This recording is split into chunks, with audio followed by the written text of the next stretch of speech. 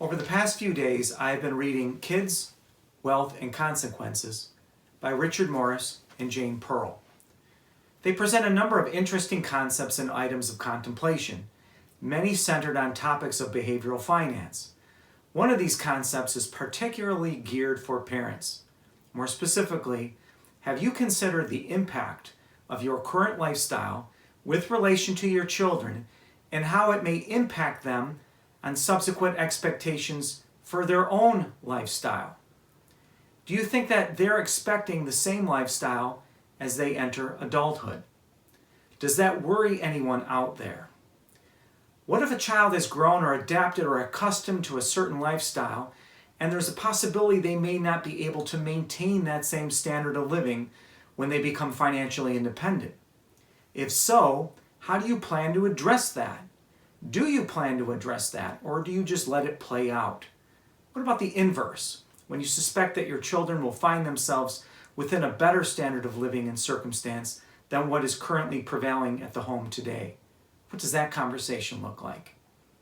Depending on the circumstances, this could be a big letdown in the making or, possibly, a motivator depending on how it's framed. The lifestyle consideration. When layered over resource transfers or financial dependency by children on parents is interesting, and it appears that the trend of help from parents is not only getting more substantial, but also with a gradual lengthening over time, as per a study by Setterston and Ray in 2010. If we are subsidizing our children financially over long periods of time, do we run the risk of doing too much? A Pew Research report from 2019 might tell us that we're collectively doing too much. In some cases, the research found that young men are taking much longer to become financially independent, while young women are gaining some ground here. But in general, only 24% of children 22 years of age or younger are financially independent, which would indicate to me that it'll take some subsidizing for most parents in order to maintain a consistent standard of living for children.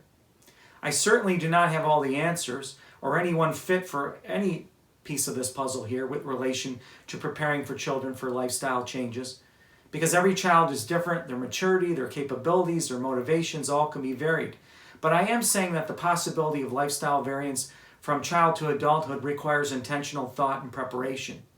If you are willing to share your thoughts on preparing children for lifestyle expectations or fluctuations, I would enjoy reviewing them here in the comment section of this platform. And as always, thank you for your interest.